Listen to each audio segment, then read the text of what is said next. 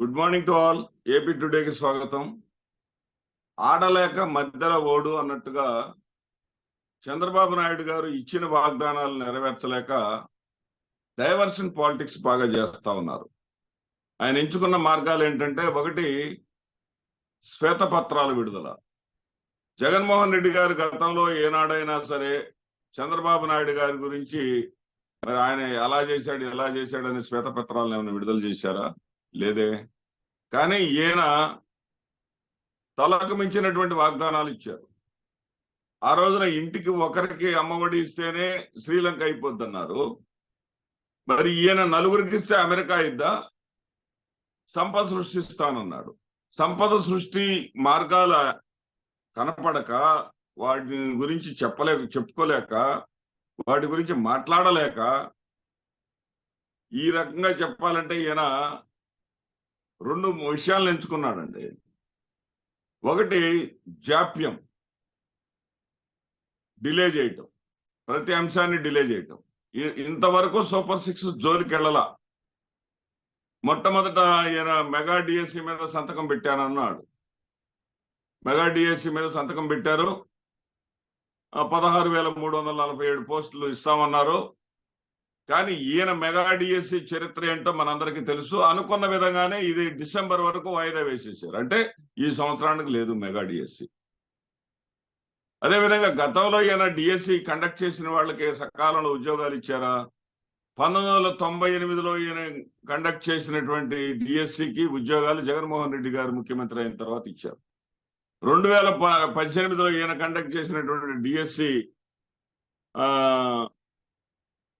Qualified అభ్యర్థులకి జగన్మోహన్ రెడ్డి గారు ఉద్యోగాలు ఇచ్చారు. ఇది చరిత్ర. ఇప్పుడు రెండో మార్గం ఈయన ఏమెంచుకున్నాడంటే కేసులండి. వాళ్ళ అబ్బాయి ఒకటే అన్నాడు అప్పట్లో. ఏమని? మనందరికి తెలిసినటువంటి విషయమే. ఎవరైనా ఎక్కువ కేసులు పెట్టించుకుంటే వాళ్ళకి ఇది ఇస్తానన్నాడు. ఏది? మన నామినేటెడ్ పోస్టులు ఇస్తాను.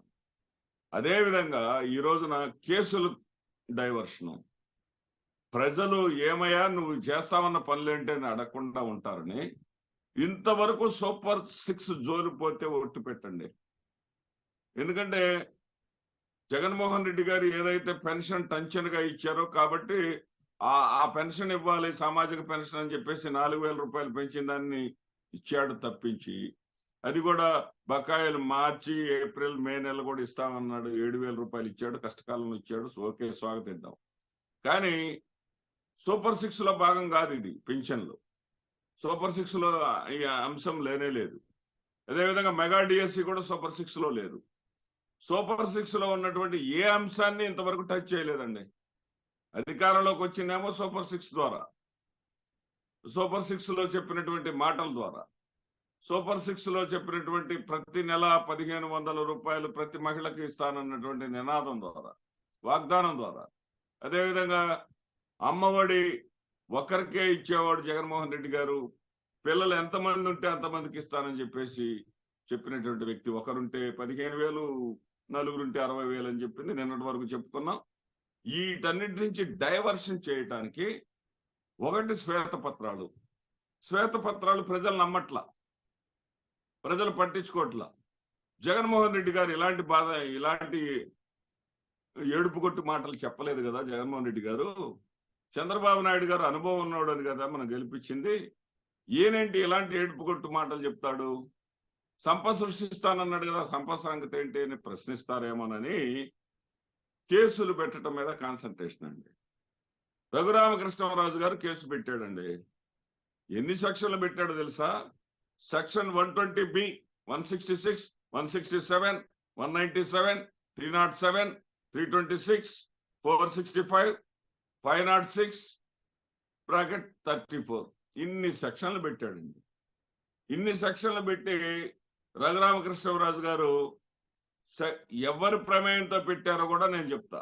ఎందుకంటే ఆ రోజున రఘురామకృష్ణరాజు గారిని అరెస్ట్ చేసి గుంటూరు తీసుకొచ్చిన తర్వాత తెల్లారిపాటికి ఆయన హైదరాబాద్ హాస్పిటల్కి వెళ్ళేటట్టు, అట్నుంచి అటు బెయిల్ తీసుకొని ఢిల్లీకి వెళ్ళేటట్టు చేసినటువంటి చరిత్ర నాదేనని చెప్పుకున్నాడు.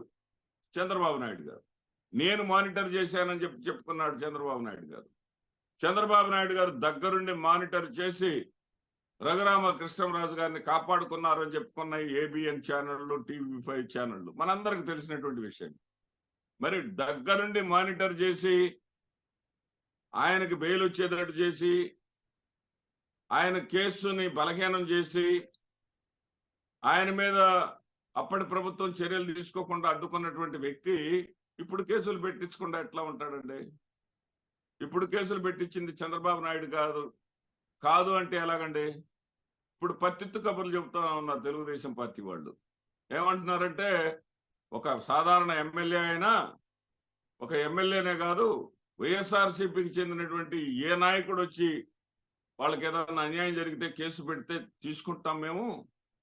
కేసులు పెడితే తీసుకోకపోవటానికి ఇప్పుడున్నది వైఎస్ఆర్సీపీ ప్రభుత్వం కాదు, తెలుగుదేశం ప్రభుత్వం అని చెప్పేసి కొత్త బాణి అందుకున్నారండి. ఈ రోజున మీరు ఏత్రుగా జగన్మోహన్ రెడ్డి గారిని, మాజీ ముఖ్యమంత్రి గారిని ఎలా చేరుస్తారండి? సరే, A1 గా సునీల్ గారిని, A2 గా పాల్ గారిని, ఆఖరికి మహిళా డాక్టర్ అని కూడా చూడకుండా ప్రభావిత గారిని కూడా F5 గా మీరు చేర్చారే. అంటే ఇంత కక్ష సాధింపు, ఇంత వెండెట్ట పాలిటిక్స్ మీకు అవసరమా? ఇదంతా కూడా ప్రజలను డైవర్ట్ చేయటానికి. ఏదైతే జగన్మోహన్ రెడ్డి గారు ఉచిత ఇసుక కాకపోయినప్పటికీ టన్ను 900 రూపాయలకే ఇచ్చాడు. మనం ఈ రోజున ఉచిత ఇసుక అంటున్నాము కానీ జగన్మోహన్ రెడ్డి గారు ఇచ్చినంత చౌక రేటుకి ఇవ్వలేకపోతున్నాం అనేటటువంటి పరిస్థితిని డైవర్ట్ చేయటానికి మీరు ఈ కేసులు భాగవతాన్ని ఎంచుకున్నారు. ఈ కేసులో కూడా విచిత్రమైనటువంటి పరిస్థితులు. జనరల్ గా 11వ తారీఖు నాడు కేసు పెట్టారండి. 11వ తారీఖు నాడు కేసు పెడితే 48 అవర్స్ పడుతుంది లీగల్ ఒపీనియన్ తీసుకోవడానికి. లేదా ఒక్కొక్క కేసు యొక్క అర్జెన్సీని బట్టి 24 అవర్స్ లో కూడా ఇస్తారు. అంటే 11వ తారీఖు నాడు కేసు పెడితే 12వ తారీఖు నాడు లీగల్ ఒపీనియన్ వచ్చి ఆ కేసుని సబ్మిట్ చేయడం జరుగుతుంది. కానీ వీళ్ళు 10వ తారీఖు నాడే లీగల్ ఒపీనియన్ తయారు చేశారండి. లీగల్ ఒపీనియన్ తయారు చేసిన వాళ్ళు ఎవరు?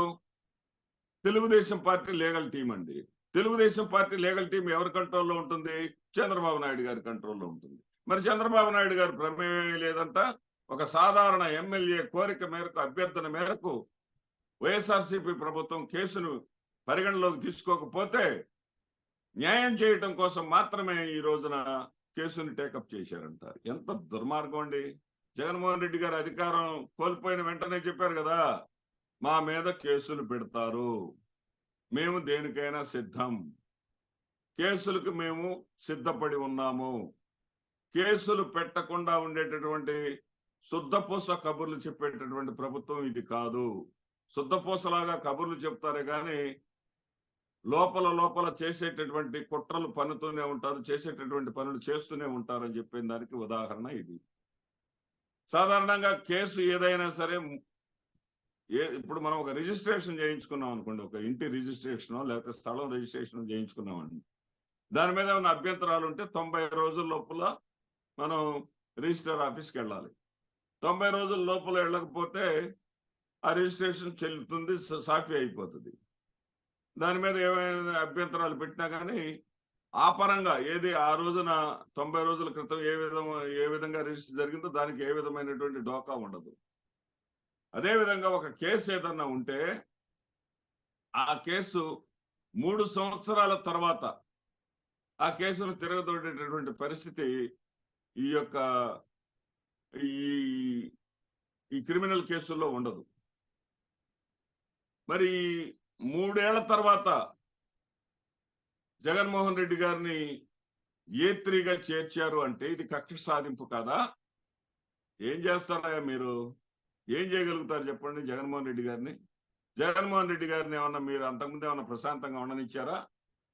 మీరు జగన్మోహన్ రెడ్డి గారిని అంతకుముందు గతంలో 29 సార్లు ఢిల్లీ వెళ్ళి జగన్మోహన్ రెడ్డి గారిని మళ్ళీ ఎప్పుడు అరెస్ట్ చేస్తారు, మళ్ళీ ఎప్పుడు అరెస్ట్ చేస్తారు, మళ్ళీ ఎప్పుడు అరెస్ట్ చేస్తారన్నారు. ఇప్పుడు మళ్ళీ మీ ప్రభుత్వం వచ్చింది, కేంద్రంలో మీకు అనుకూలంగా ఉండేటటువంటి ప్రభుత్వం వచ్చింది. మహా అయితే మీరు మళ్ళీ జగన్మోహన్ రెడ్డి గారిని అరెస్ట్ చేయించగలుగుతారు. ఏమవుతుంది? న్యాయ వ్యవస్థ ఉంది కదా, న్యాయ వ్యవస్థ తన పని తను చేసుకుపోతుంది కదా. ఇలాంటి కేసులకు భయపడేటటువంటి మనిషి అయినా జగన్మోహన్ రెడ్డి గారు?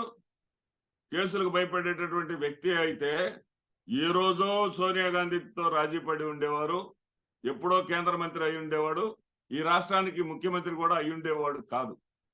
ఆయనకి ప్రజానాయకుడిగా, జననేతగా, ప్రజల్లో తిరిగేటటువంటి దమ్ము, ధైర్యం, ప్రజల కోసం పనిచేసేటటువంటి కృషి, పట్టుదల, పోరాటం చేసేటటువంటి పటిమ ఉంది కాబట్టి ఆయన ఈ ఆంధ్రప్రదేశ్ రాష్ట్రానికి ముఖ్యమంత్రి కాగలిగాడు.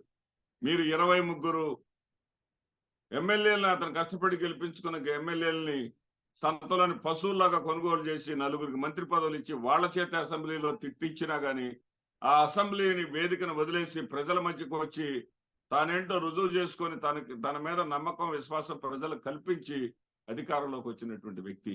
మీరు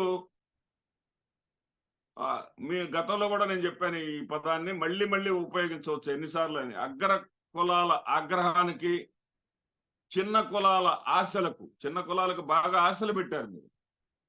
మీరు పెట్టినటువంటి ఆశలకు మధ్య బలయ్యాడు తప్ప జగన్మోహన్ రెడ్డి గారు చెడ్డవాడై బలి కాలేదు. ఒక మంచివాడిగా, ఎందుకంటే ప్రజలు మోసపోవటం ఉంటుంది గతంలో, కానీ నాయకుడు మోసపోవటం జరిగినటువంటి చరిత్ర ఇది. నాయకుడు మోసపోయినంత మాత్రాన అంతటితో కథ అయిపోయినట్టు కాదు, కథ అక్కడి నుంచి ప్రారంభమైనట్లు. ఈసారి జగన్మోహన్ రెడ్డి గారు కొట్టబోయే దెబ్బ 2029లో మామూలుగా ఉండదు. ఎందుకంటే అప్పుడు శ్రీలంక అయిపోయినటువంటి ఆంధ్రప్రదేశ్ ఇప్పుడు అమెరికా ఏమైపోదు, అండమాన్ దీవులు కాకపోతే నయం. అది ప్రజలు ఆశ పెట్టుకున్నది. జగన్మోహన్ రెడ్డి గారేంటో ప్రజలకు ఇప్పటికే నెల రోజులకే అర్థమైపోయింది. ఆ రోజున టీచర్లని కరోనా కష్టకాలంలో టీచర్లను క్యూ లైన్లో బార్ల ముందు నిలబెట్టారని చెప్పేసి విపరీతంగా ట్రోల్ చేసినటువంటి తెలుగుదేశం పార్టీ వాళ్ళు ఈ రోజున సచివాలయ శాశ్వత ఉద్యోగుల చేత మురికి కాలువలు శుభ్రం చేపిస్తా ఉన్నారు. సచివాలయ శాశ్వత ఉద్యోగుల చేత పిచ్చి మొక్కలు కొట్టిస్తా ఉన్నారు. మీ అంతటి స్థాయికి దిగజారినటువంటి పరిస్థితి జగన్మోహన్ రెడ్డి గారిది కాదు అనేది ప్రజలందరూ కూడా గమనిస్తా ఉన్నారు. నమస్తే.